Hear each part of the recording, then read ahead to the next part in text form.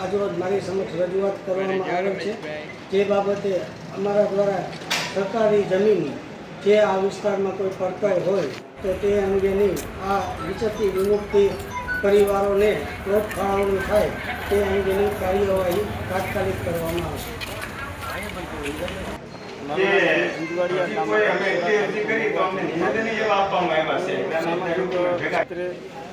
કામગીરી કરું છું।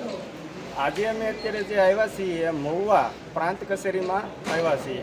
મહુવા મામલતદાર સાહેબને આવેદનપત્ર આપી અને અમે રજૂઆત કરી છે કે મહુવા તાલુકાના મોટા કુટોડા ગામે વર્ષોથી વિચરતી વિમુક્ત જાતિના લોકો મારા ખ્યાલ પ્રમાણે 800 થી 900 પરિવારો ત્યાં વસવાટ વર્ષોથી કરે છે, પણ એમની પરિસ્થિતિ તમે જુઓ તો ખૂબ જ નિંદનીય પરિસ્થિતિ છે કે અત્યારે લોકો ઝૂંપડામાં વસવાટ કરે છે।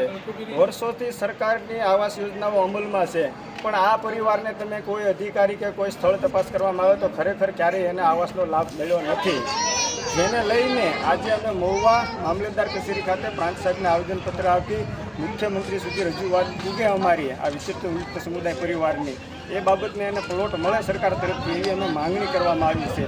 અને આ બાબતે અમારા માનનીય ધારાસભ્ય સુધીરભાઈ વાઘાણી સાથે આ લોકોને સાથે રાખી અને એમને મુલાકાત કરાવી છે અને એમને પણ એમની રીતે મહેનત ચાલુ છે, લેખિતમાં પણ એ રજૂઆત કરી છે સરકારને કે ભાઈ એમનો જે મત વિસ્તાર મોટા કુટોડા આવતો હોય આ લોકોને પ્લોટ મળે એવી વિનંતી કરવામાં આવી છે।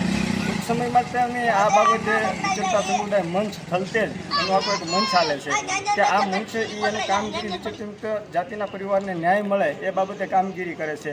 એ લોકો પણ ટૂંક સમયમાં કુટોડા આવશે એવી અમારે એના ફોન કોલ્સથી વાત થઈ છે। તો સરકારશ્રીને મારી નમ્ર વિનંતી છે કે આ જે લોકો છે વિચરતી વિમુક્ત જાતિના જે નાથ સંપ્રદાયના એમને અત્યારે રહેવા માટે પ્લોટ ફાળવવામાં આવે એવી સરકાર પણ મારી નમ્ર વિનંતી છે।